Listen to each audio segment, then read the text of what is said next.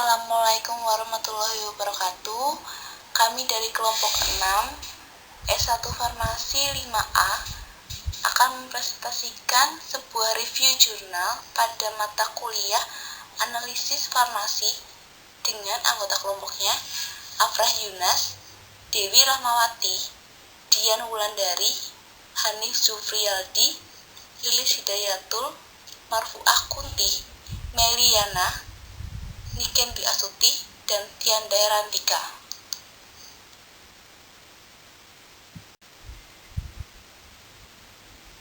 Jurnal yang akan kami review berjudul Penentuan Sulfonamid dalam Produk Daging Ayam dari Malaysia tahun 2010, halaman 885 sampai 892, volumenya 17, dengan penulis Ciawan CK, HJP, Jinab S, dan Ismail Fitri MR. Jurnal ini bertujuan untuk menentukan tingkat 4SA, sulfodiazin, sulfometazin, sulfamethoxazole, dan sulfaquinozalin pada sampel otot dan hati ayam yang dipasarkan di Malaysia.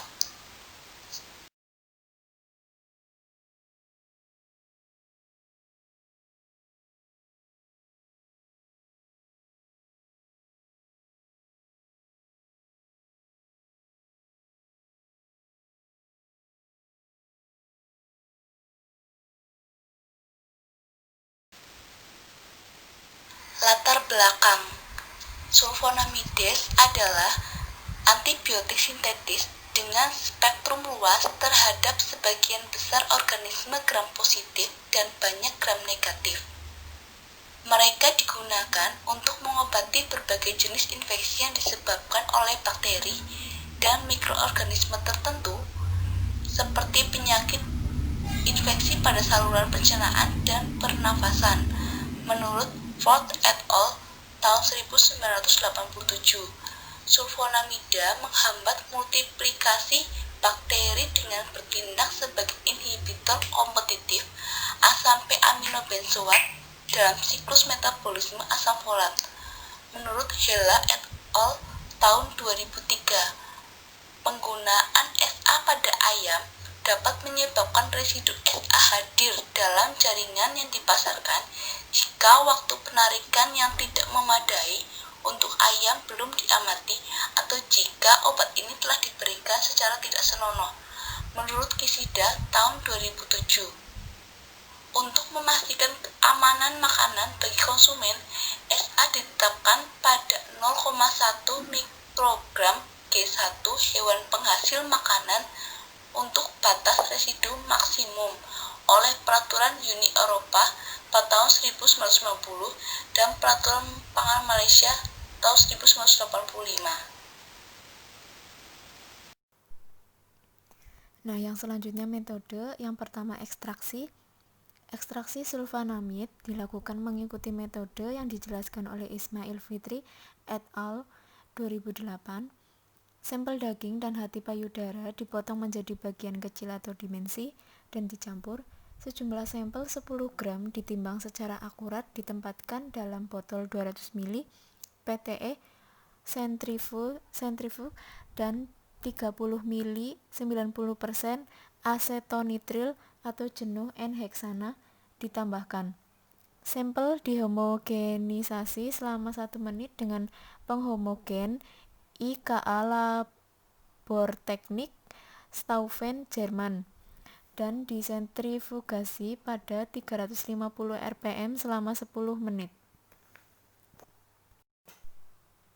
Yang kedua, linearitas, pemulihan batas deteksi atau LOD dan batas kuantifikasi atau LOQ, linearitas L2 dan SDZ, SMZ, SMX, dan SQX diperoleh dari grafik kalibrasi yang terdiri dari 7 titik dengan memplot area puncak standar SA yang memiliki konsentrasi 0,025 sehingga 1,0 mikrogram G1, kolerasi determinasi R2 untuk semua SA lebih dari 0,99. LOD ditentukan dengan mengukur ketinggian Puncak sampel ayam kosong LOQ diukur berdasarkan rasio signal to noise atau S atau N 10:1.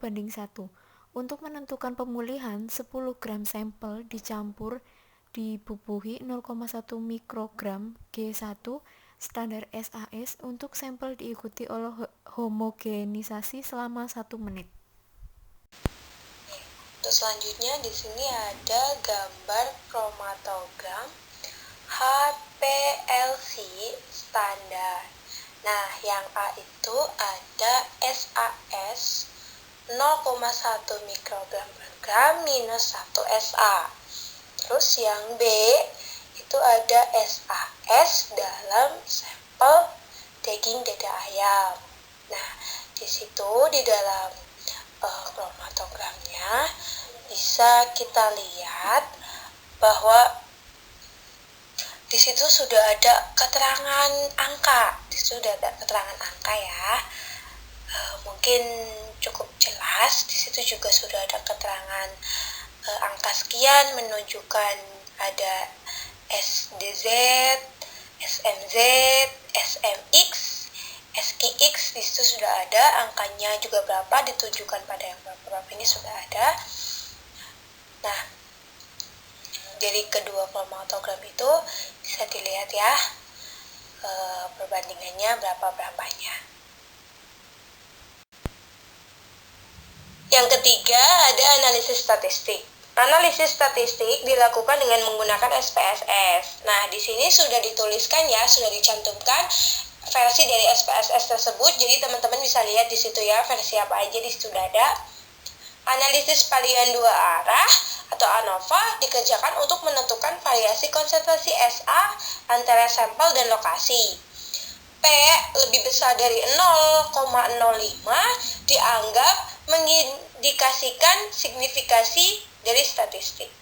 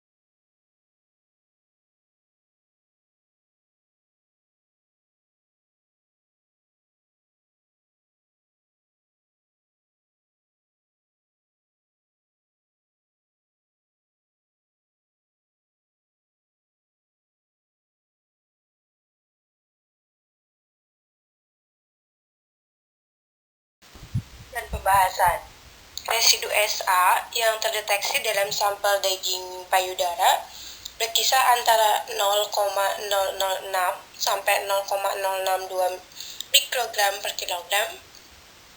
Dalam membandingkan antara negara, sampel daging payudara dari Pahang 0,049 plus minus 0,013 menunjukkan konsentrasi tertinggi dari total SA yang diikuti oleh Perlis 0,039 plus minus 0,002 dan Perak 0,029 plus minus 0,002. Sulfametazin terdeteksi dalam sampel dari masing-masing negara kecuali Penang, Pahang, dan juga Johor.